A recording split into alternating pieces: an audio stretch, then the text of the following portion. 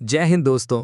स्वागत है आप सभी का आपकी अपने भरोसेमंद चैनल पर। मैं हूं संदीप अवस्थी और आज एक बार फिर हम लेकर आ चुके हैं केंद्रीय कर्मचारियों, पेंशन धारकों, भूतपूर्व सैनिकों, रेलवे कर्मचारियों और देश के करोड़ों परिवारों से जुड़ी सबसे बड़ी और सबसे अहम अपडेट। दोस्तों, आज का ये वीडियो बहुत ही ज्यादा महत्वपूर्ण होने वाला है क्योंकि आज हम बात करने वाले हैं 8वें वेतन आयोग में कर्मचारियों की सबसे बड़ी मांगों की, जुलाई 2026 में बढ़ने वाले महंगाई भत्ते की, 18 महीने के लंबित डीए एरियर की, एडिशनल पेंशन को 65 वर्ष से लागू करने की मांग की, फिक्स्ड मेडिकल अलाउंस में होने वाली संभावित बढ़ोतरी की और उस नई बहस की जिसने पूरे रक्षा क्षेत्र में हलचल मचा दी है। दोस्तों, ये वीडियो अंत तक जरूर देखिएगा क्योंकि आज की हर जानकारी सीधे तौर पर आपकी सैलरी, पेंशन और आने वाले समय की आर्थिक स्थिति से जुड़ी हुई है। दोस्तों, इस समय दिल्ली के सत्ता गलियारों में लगातार बैठकों का दौर जारी है। कर्मचारी संगठन लगातार मंत्रालयों के संपर्क में हैं, फाइलों का आदान प्रदान तेज हो चुका है और 8वें वेतन आयोग को लेकर अब माहौल पूरी तरह गर्म हो चुका है। हर कर्मचारी यही जानना चाहता है कि आखिर इस बार उसकी बेसिक सैलरी कितनी बढ़ेगी, पेंशन में कितना इजाफा होगा, क्या इस बार बरसों से चली आ रही विसंगतियों को दूर किया जाएगा या फिर एक बार फिर कर्मचारियों को सिर्फ आश्वासन देकर शांत करने की कोशिश की जाएगी। दोस्तों, सबसे पहले बात करते हैं उस मुद्दे की जिसने इस समय पूरे रक्षा क्षेत्र में नई बहस छेड़ दी है और वो मुद्दा है मिलिट्री सर्विस पे यानी एमएसपी। जवानों और जूनियर कमीशन्ड ऑफिसर यानी जेसीओ के बीच इस समय सबसे ज्यादा चर्चा इसी बात को लेकर हो रही है कि आखिर देश की सीमाओं पर सबसे कठिन परिस्थितियों में ड्यूटी करने वाले जवानों को अधिकारियों की तुलना में कम एमएसपी क्यों दी जाती है। जवानों का कहना है कि बर्फीली चोटियों से लेकर रेगिस्तान तक सबसे कठिन पोस्टिंग हमारी होती है, परिवार से सबसे ज्यादा दूरी हम झेलते हैं, आतंकवाद प्रभावित क्षेत्रों में सबसे ज्यादा खतरा हम उठाते हैं, लेकिन सुविधाओं और भत्तों के मामले में सबसे पीछे भी हमें ही रखा जाता है। दोस्तों, वर्तमान समय में 7वें वेतन आयोग के तहत जवानों और जेसीओ को लगभग 5200 रुपए मिलिट्री सर्विस पे दी जा रही है, जबकि अधिकारियों को इससे कहीं ज्यादा एमएसपी का लाभ मिलता है। यही अंतर अब सबसे बड़ा विवाद बन चुका है। रक्षा संगठनों की ओर से लगातार ये मांग उठाई जा रही है कि एमएसपी को रिस्क आधारित बनाया जाए, यानी जिसका जोखिम जितना ज्यादा है उसे उतनी अधिक एमएसपी दी जाए। लेकिन अभी तक सरकार की ओर से जो संकेत मिले हैं उनसे यही दिखाई देता है कि सरकार रैंक और पे लेवल के आधार पर ही एमएसपी तय करने के पक्ष में है। हालांकि दोस्तों, उम्मीद ये जरूर जताई जा रही है कि अगर 8वें वेतन आयोग में फिटमेंट फैक्टर बढ़ाया जाता है तो एमएसपी में भी बड़ा इजाफा देखने को मिल सकता है। अगर फिटमेंट फैक्टर 1.92 या उससे ऊपर जाता है तो जवानों और जेसीओ की एमएसपी लगभग 10,000 रुपए तक पहुंच सकती है। वहीं अधिकारियों की एमएसपी भी काफी बढ़ सकती है। लेकिन सवाल अभी भी वही खड़ा है कि क्या इससे जवानों और अधिकारियों के बीच का अंतर खत्म होगा? जवाब है नहीं, और यही कारण है कि जवानों के बीच नाराजगी लगातार बढ़ती जा रही है। दोस्तों, एमएसपी से जुड़ा एक और बड़ा मुद्दा लीव इनकैशमेंट को लेकर सामने आया है।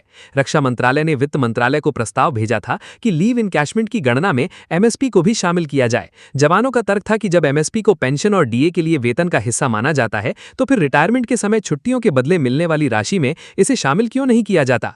लेकिन वित्त मंत्रालय ने इस प्रस्ताव को मंजूरी नहीं दी। इसका मतलब साफ है कि फिलहाल लीव इनकैशमेंट की गणना केवल बेसिक पे और डीए के आधार पर ही होगी।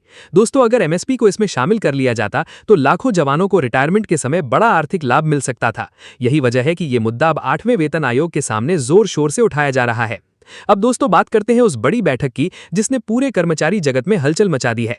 13 और 14 मई 2026 को हुई महत्वपूर्ण बैठक में रेलवे कर्मचारी संगठनों, रक्षा मंत्रालय, पेंशनर संगठनों और विभिन्न यूनियनों ने 8वें वेतन आयोग के सामने अपनी मांगें रखीं।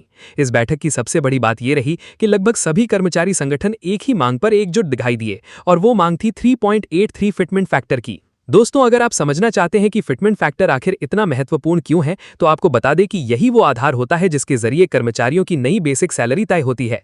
जितना ज्यादा फिटमेंट फैक्टर होगा उतनी ज्यादा सैलरी और पेंशन में बढ़ोतरी देखने को मिलेगी। अभी 7वें वेतन आयोग में 2.57 फिटमेंट फैक्टर लागू किया गया था, जिसके बाद न्यूनतम बेसिक वेतन 7,000 रुपए से बढ़कर 18,000 रुपए हुआ था। अब कर्मचारी संगठन कह रहे हैं कि महंगाई, शिक्षा, स्वास्थ्य, बिजली, किराया और रोजमर्रा के बढ़ते खर्चों को देखते हुए इस बार 3.83 फिटमेंट फैक्टर लागू किया जाना चाहिए। दोस्तों, अगर 3.83 फिटमेंट फैक्टर लागू होता है तो वर्तमान 18,000 रुपए की न्यूनतम बेसिक सैलरी लगभग 69,000 रुपए तक पहुंच सकती है। वहीं न्यूनतम पेंशन में भी ऐतिहासिक बढ़ोतरी देखने को मिल सकती है। यही कारण है कि कर्मचारी संगठनों ने अब इसे प्रतिष्ठा का मुद्दा बना लिया है। रक्षा कर्मचारी संगठन, एआईडीएफ और रेलवे यूनियनों का कहना है कि अगर सरकार वास्तव में कर्मचारियों को राहत देना चाहती है तो न्यूनतम वेतन में बड़ा बदलाव करना ही होगा। अब दोस्तों बात करते हैं जुलाई 2026 में बढ़ने वाले महंगाई भत्ते और महंगाई राहत की, क्योंकि इस समय कर्मचारियों और पेंशन धारकों की सबसे ज्यादा नजर इसी मुद्दे पर बनी हुई है। जैसा कि आप सभी जानते हैं कि जनवरी 2026 में केंद्र सरकार ने डीए और डीआर में 2% की बढ़ोतरी की थी, जिसके बाद ये 60% तक पहुंच गया था। लेकिन अब जो नए आंकड़े सामने आए हैं उन्होंने कर्मचारियों की उम्मीदों को और ज्यादा बढ़ा दिया है। दोस्तों जनवरी, फरवरी और मार्च 2026 के उपभोक्ता मूल्य सूचकांक यानी AICPI इंडेक्स के आंकड़े जारी हो चुके हैं। इन आंकड़ों के आधार पर लगभग 2% अतिरिक्त बढ़ोतरी का आधार बन चुका है। अभी अप्रैल, मई और जून के आंकड़े आना बाकी हैं। अगर अगले 3 महीनों में भी महंगाई दर में बढ़ोतरी जारी रहती है तो जुलाई 2026 में डीए और डीआर में कुल 4% तक की बढ़ोतरी संभव मानी जा रही है। इसका मतलब ये होगा कि वर्तमान 60% डीए और डीआर बढ़कर सीधे 64% तक पहुंच सकता है।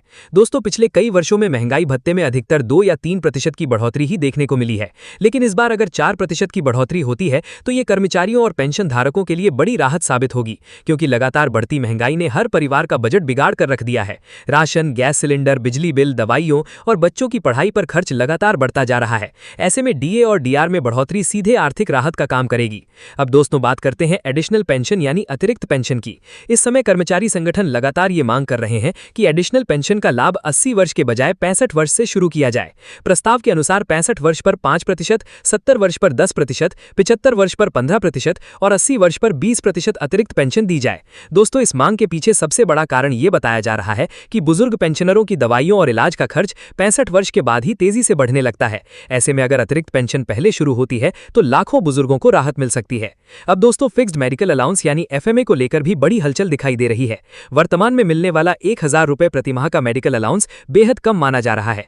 कर्मचारी संगठन और पेंशनर संघ लगातार इसे बढ़ाकर 3000 से 5000 रुपए प्रति माह करने की मांग कर रहे हैं, क्योंकि आज के समय में सामान्य दवाइयों और मेडिकल टेस्ट का खर्च ही हजारों रुपए तक पहुंच चुका है। अगर सरकार इस मांग को मान लेती है तो लाखों पेंशन धारकों को हर महीने सीधा आर्थिक लाभ मिलेगा।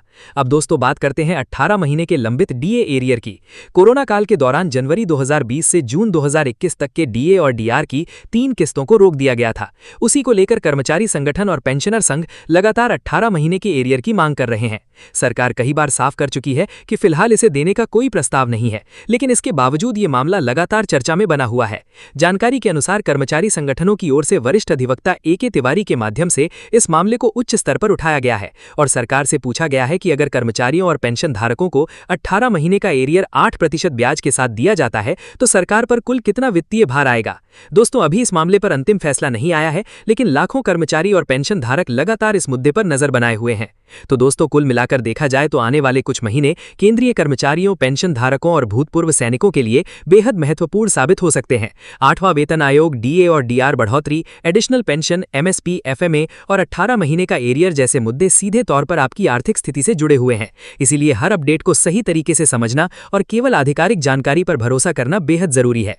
अगर आपके परिवार में कोई केंद्रीय कर्मचारी, रेलवे कर्मचारी, रक्षाकर्मी या पेंशन धारक है तो ये जानकारी उनके साथ जरूर शेयर करें। वीडियो पसंद आया हो तो लाइक जरूर करें, चैनल को सब्सक्राइब करें और बेल आइकन दबाना बिल्कुल मत भूलिए, ताकि आने वाली हर बड़ी अपडेट सबसे पहले आप तक पहुंचती रहे।